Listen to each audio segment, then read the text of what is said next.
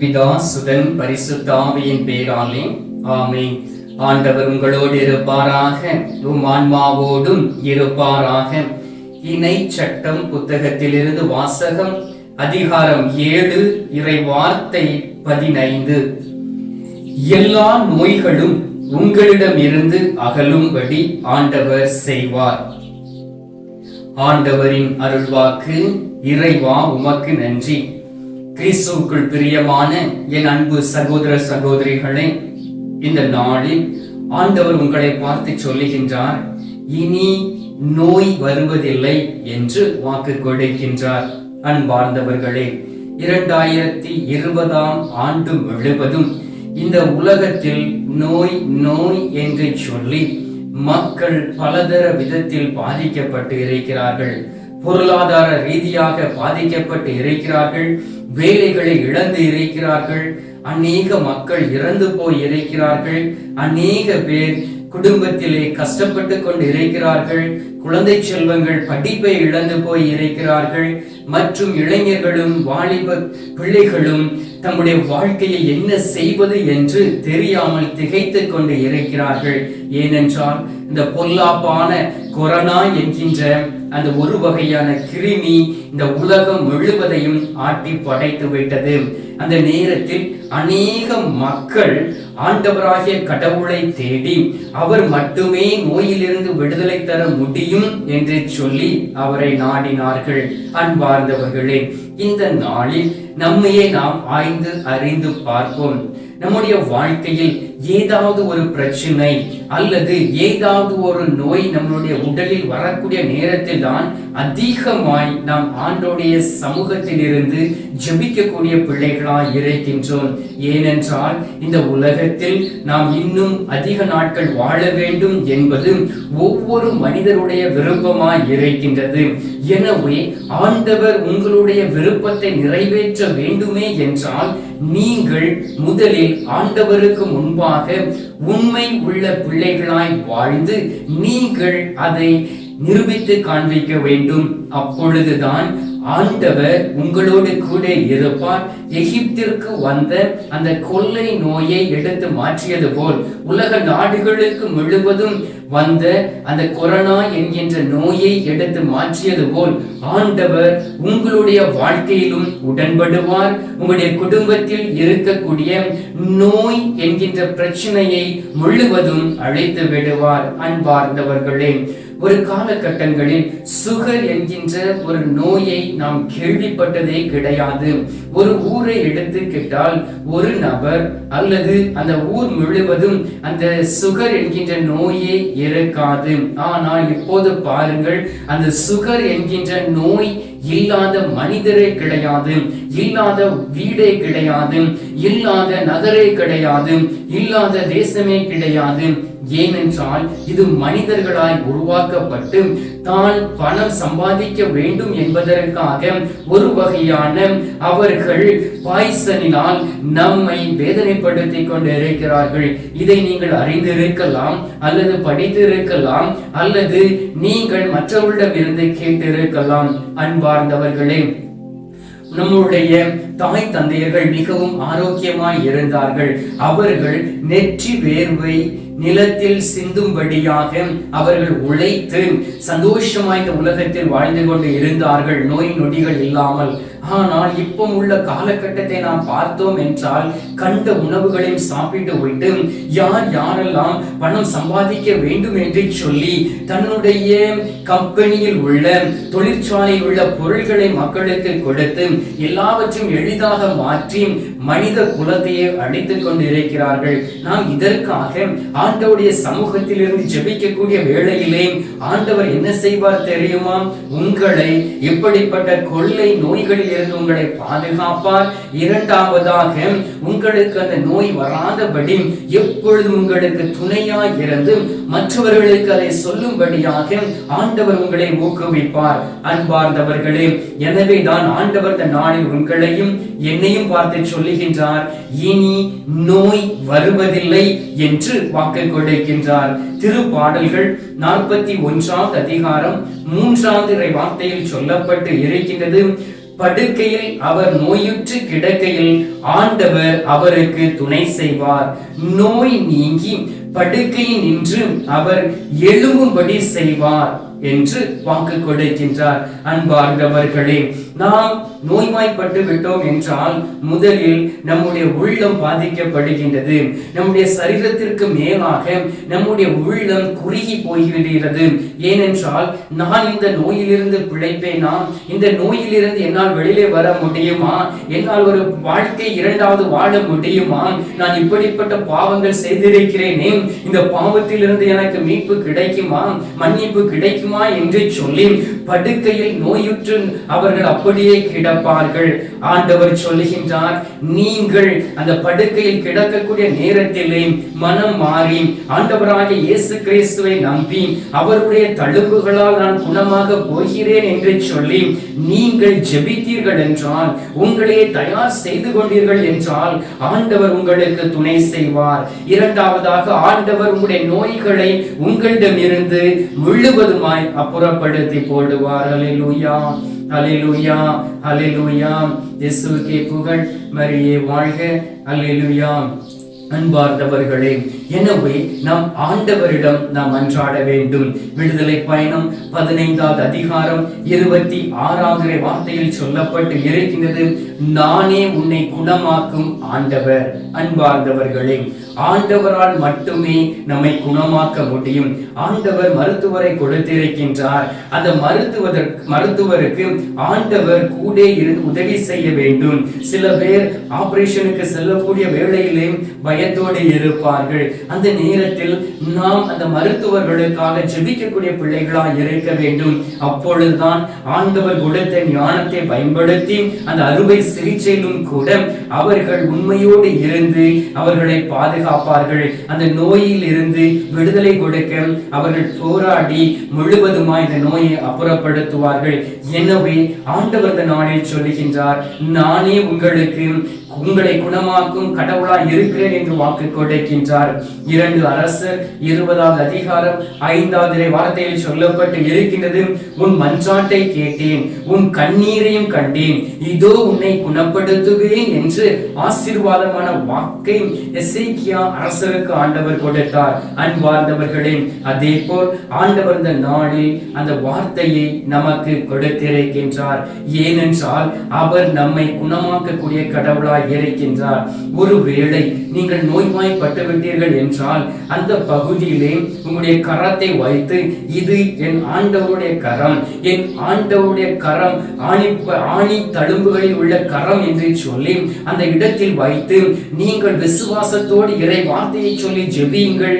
உண்மையிலும் உண்மையுமாக எப்படி பெரும்பாடுபட்ட ஸ்திரீ ஆண்டவருடைய ஆடையின் வெள்ளுமை தொட்ட நேரத்தில் அவருடைய வாழ்க்கையில் ஒரு விடுதலையும் நோயிலிருந்து குணமும் அடைந்தாரோ, அதே போல் ஆண்டவரும் உங்களை குணப்படுத்துவார். எசேக்கியா அரசனுடைய வாழ்க்கையில் உடன்பட்டு அவரோடு பேசி வாழ்நாளை 15 ஆண்டுகள் கூட்டிக் கொடுத்த நம் தெய்வம் உங்களுடைய வாழ்க்கையிலும் அவர் கூட்டிக் கொடுப்பார். எனவே ஆண்டவருடைய பலனும் ஆண்டவருடைய வல்லமையும் நம்மோடு கூட இருக்க வேண்டும். அப்படி இருக்கக்கூடிய வேளையில் இனி நோய் வருவதில்லை என்று ஆண்டவர் உங்களோடு பேசுவார். உங்களுடைய குடும்பத்தில் கடந்து வருவார். எசாயா 53வது அதிகாரம் 5வது வார்த்தையில் சொல்லப்பட்டு இருக்கின்றது, அவர் தம் காயங்களால் நாம் குணமடைகின்றோம் என்று வாக்கு கொடுத்திருக்கின்றார். ஆண்டவருடைய காயங்களால் நாம் குணமடைகின்றோம். ஆண்டவருடைய வல்லமிக்க கரங்களினால் நாம் குணமடைகின்றோம்.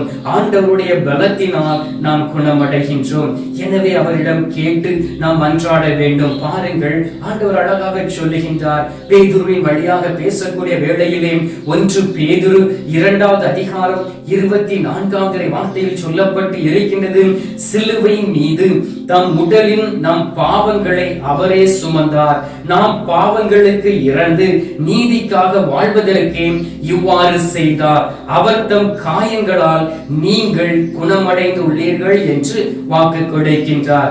அன்பார்ந்தவர்களே, ஆண்டவருடைய தழும்புகளினால் நீங்கள் குணமாக முடியும் என்பதை நீங்கள் விசுவசிக்க வேண்டும். உங்களுக்காகவும் உங்களுடைய நோய்களுக்காகவும் எனக்காகவும் என்னுடைய நோய்களுக்காகவும் இறந்த ஒரே ஒரு மெய்யான தெய்வம் இந்த உலகத்தில் உண்டு என்றால் நம் நற்கருணை நாதராகிய ஆண்டவராகிய இயேசு கிறிஸ்து. எனவே நாம் அவரை தேடி வரக்கூடிய வேளையிலே, நாம் அவரோடு இருக்கக்கூடிய நேரத்திலே நாம் அவரிடம் மன்றாடி ஜெபிக்க வேண்டும். நோய்வாய்ப்பட்ட பிள்ளைகளுக்காக திறப்பில் நின்று ஜெபிக்க வேண்டும். மருத்துவர்களுக்காக ஜெபிக்க வேண்டும். நோய் வந்துவிட்டு என்றால் அப்படியே கட்டிலில் படுத்து கிடக்காதபடி ஆண்டவரை நோக்கி கண்ணீர் சிந்தி மன்றாட வேண்டும். அந்த நேரத்தில் ஆண்டவர் உங்களுடைய நோயிலிருந்து விடுதலை கொடுத்து, இனி என் பிள்ளைக்கு நோயை அனுப்ப மாட்டோம் என்று சொல்லி சாத்தான் கொண்டு வரக்கூடிய போலித்தனமான திட்டங்களை எடுத்து மாற்றுவார்.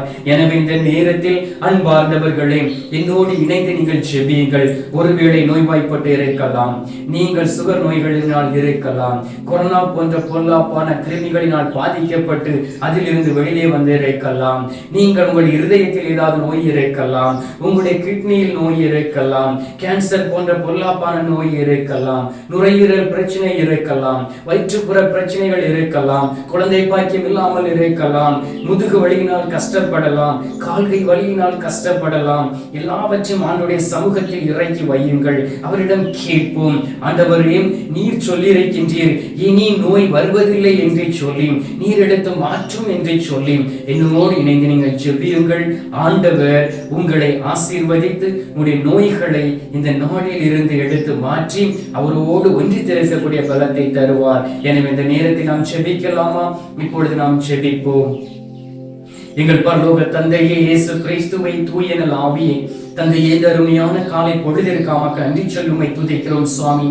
தகப்பனே, தூய்மையுள்ள தெய்வமாய் இதோ நற்கருணையில் இருந்து எங்களை உற்று நோக்கி கொண்டு இருப்பதற்காக நன்றி.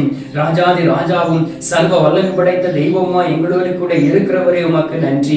அபிரகாமின் தெய்வமே உம்மை துதிக்கின்றோம், ஈசாக்கின் தெய்வமே உம்மை துதிக்கின்றோம், யாக்கோபின் தெய்வமே உம்மை துதிக்கின்றேன். அன்னாரின் கண்ணீரை கண்டவரே உம்மை துதிக்கின்றேன். எசேக்கியா அரசனுடைய கண்ணீரை கண்டும் அவருடைய வாழ்நாளை 15 ஆண்டுகளாய் கூட்டிக் கொடுத்தவரே உம்மை துதிக்கின்றேன். ஷாத்ராக், மேஷாக், ஆபேத்நேகோ என்கிறவர்களை எரிகிற அக்கினி சூளையில் இருந்து விடுதலை கொடுத்தவரே உம்மை துதிக்கின்றேன். தானியேலை சிங்கத்தின் பிடியில் இருந்து பாதுகாத்தவரை உம்மை துதிக்கின்றேன். பெரும் பாடுபட்ட எஸ்தருடைய நோயை குணமாக்கி பலப்படுத்தியவரை உம்மை துதிக்கின்றேன். இறந்து நாறி போன சரீரத்தை 3 நாட்கள் கழித்து உயிர்த்தெழ செய்தவரை உம்மை துதிக்கின்றேன். ஆண்டவரே, கூனியாய் இருந்த அந்த முதியவரை தொட்டு குணமாக்கியவரை உம்மை துதிக்கின்றேன். குருடர்களை பார்க்க செய்தவரை உம்மை துதிக்கின்றேன். செவிடர்களை கேட்க செய்தவரை உம்மை துதிக்கின்றேன். ஆண்டவரே, முடக்கு வாதமுட்டவரை எழுப்பியவரை உம்மை துதிக்கின்றேன். ஆண்டவரே, வேதனையான காய்ச்சலில் இருந்து பேதுருவின் மாமியாருக்கு விடுதலை கொடுத்தவரை உம்மை துதிக்கின்றேன். இந்த நேரத்திலும் கூட தகப்பனே, உமது பிள்ளைகள் ஆகிய இவர்கள் நோய்வாய்ப்பட்டு இருப்பதை நாங்கள் பார்க்கிறோம். ஆண்டவரே, யாரெல்லாம் நோய்வாய்ப்பட்டு இருக்கிறவர்களுக்காக ஜெபிக்கிறார்களோ அவர்களை தொடுவீராக. வல்லமிக்க உமது பலன் நற்கருணையிலிருந்து கடந்து செல்வதாக. ஆண்டவரே, உமது ஆணி தழும்புள்ள கரம் தொடும்படியாக ஜெபிக்கின்றேன். படுக்கை நோயிற்று இருக்கிறவர்களை நீர் சந்திப்பீராக, அவர்களுக்கு துணை செய்வீராக, அவர்களுக்கு பாதுகாப்பாய் இருப்பீராக, அவர்களை எழுப்பி விடுவீராக. தொடர்ந்து உம்முடைய பணிகளை செய்யக்கூடிய பலத்தை கொடுப்பீராக. ஆண்டவரே, நீர் விட்டு சென்ற பணியை அவர்கள் செய்யக்கூடிய வல்லமையும் பலத்தையும் ஞானத்தையும் கொடுப்பீராக. அவருடைய கண்ணீரை கண்டு நீர் சும்மா இருந்து விடாதபடி அவர்களுக்கு விடுதலை கட்டளையிடுவீராக. நானே உன்னை குணமாக்கும் கடவுள் என்று சொன்னீரேன், நானே உன்னை குணமாக்கும் ஆண்டவர் என்று சொன்னீரேன். ஆண்டவரே, இந்த நாளில் குணமாக்கும்படியாக ஜெபிக்கிறேன். ஆண்டவரே, சிலுவை மீது தம் உடலில் நம் பாவங்களை அவனீரே சுமந்திரே சுவாமி. ஆண்டவரே, எங்களுக்கு பாவங்களுக்காக இறந்து நீதிக்காக வாழ வேண்டும், உண்மையோடு வாழ வேண்டும் என்று சொல்லி நீர் எங்களுக்காக பாடுபட்டீரே. ஆண்டவரே, உம்முடைய காயங்களினால் எங்களை குணமாக்கும்படியாக ஜெபிக்கிறோம். ஆண்டவரே, உம்முடைய வார்த்தைகளை விசுவசிக்கின்றோம், உம் மீது நம்பிக்கை வைத்திருக்கின்றோம். நீரே பெரியவரும் உன்னதருமாய் இருக்கின்றீர். உம்மை தவிர எங்களுக்கு வேறு யாரும் இல்லை என்பதை நாங்கள் விசுவசிக்கிறோம் சுவாமி. உமது அன்பினாலும் இரக்கத்தினாலும் பலத்தினாலும் தாங்கிக் கொள்வீராக. எல்லா சூழ்நிலைகளிலும் எப்படி வாழ வேண்டும் என்பதை கற்றுக் கொடுக்கும்படியாக ஜெபிக்கிறோம் சுவாமி. ஆண்டவரே, நோய்வாய்ப்பட்ட நேரத்திலும் நாங்கள் உள்ளம் கலங்கி விடாதபடி ஆண்டவரே, எங்களுக்கு உமது வார்த்தைகளை அனுப்பி எங்களை தேற்றும்படியாக ஜெபிக்கிறோம் சுவாமி. தகப்பனே, இந்த நாளில் சில பேர்கள் தன்னுடைய பாவத்தின் நிமித்தம் நோய்களை வாங்கி இருக்கிறார்கள். குடிவெறி நிமித்தம், விபச்சாரத்தின் நிமித்தம், புகையிலை பழக்கத்தின் நிமித்தம் நோய்களை பெற்றிருக்கிறார்கள். விசுவாசிக்கிறார்கள் அவர்கள் இப்பேற்பட்ட பாவங்களில் இருந்து விடுதலை பெறுவார்களாக. அவர்கள் மீது பரிசுத்த ரத்தம் ஊற்றப்படும்படியாக ஜெபிக்கின்றேன். அவர்களை நீர் வழிநடத்தும்படியாக உம்மை நோக்கி ஜெபிக்கிறேன் சுவாமி. தகப்பனே, இந்த நேரத்திலும் அதிகாலையிலே எங்களுடைய ஜெபங்களை கேட்டிருப்பதற்காக நன்றி. எங்களுடைய ஜெபத்தை கேட்டு பதில் தந்திருப்பதற்காக ஸ்தோத்திரம் ஸ்தோத்திரம் ஸ்தோத்திரம். மீட்பெரும் இரட்சகருமான இயேசுவின் திருக்கரத்தில் ஒப்புக் கொடுத்து எங்கள் தாய் கன்னி மரியாள் வழியாக ஜெபிக்கின்றோம் எங்கள் நல்ல தந்தையே, ஆமென். பரலோகத்தில் இருக்கிற எங்கள் பிதாவே, உம்முடைய நாமம் அர்ச்சிக்கப்படுவதாக, உம்முடைய ராஜ்யம் வருக, உம்முடைய சித்தம் பரலோகத்தில் செய்யப்படுவது போல பூலோகத்திலும் செய்யப்படுவதாக. எங்கள் அனுதின உணவை எங்களுக்கு இன்று அளித்தருளும். எங்களுக்கு தீமை செய்தவர்களை நாங்கள் பொறுப்பது போல எங்கள் பாவங்களை பொறுத்தருளும். எங்களை சோதனை விழப்படாதையும் தீமையிலிருந்து எங்களை ரட்சித்தருளும். ஆமென். அருள் நிறைந்த மரியே வாழ்க, கர்த்தர் உடனே பெண்களுக்குள் ஆசீர்வதிக்கப்பட்டவள் நீரே. உம்முடைய திரு வயிற்றின் கனியாகிய இயேசுவும் ஆசீர்வதிக்கப்பட்டவரே. அஜிஷ்ட மரியே, சர்வேஸ்வருடைய மாதாவே, பாவிகளா இருக்கிற எங்களுக்காக இப்பொழுதும் எங்கள் மரண நேரத்திலும் வேண்டிக் கொள்ளும். ஆமென். பிதாவுக்கும் சுதனுக்கும் பரிசுத்த ஆவிக்கும் மகிமை உண்டாவதாக. அதில் இருந்தது போல இப்பொழுதும் எப்பொழுதும் என்றென்றும் இருப்பதாக. ஆமென். அன்பார்ந்தவர்களே, ஆண்டவர் நம்முடைய ஜெபத்தை கேட்டிருக்கின்றார். நம்முடைய ஜெபத்தை கேட்டு இனி உங்களுக்கு நோய் வருவதில்லை என்று வாக்கு கொடுத்திருக்கின்றார். எனவே வாக்கு கொடுத்த தெய்வம் உண்மையானவர். அவர் தரக்கூடிய நோயை குணமாக்கக்கூடிய ஆசீர்வாதத்தை பெற்றுக் கொள்வோம்.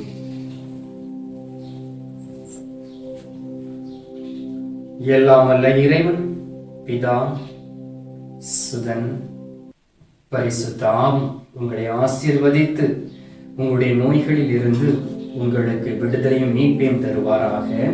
ஆமென்.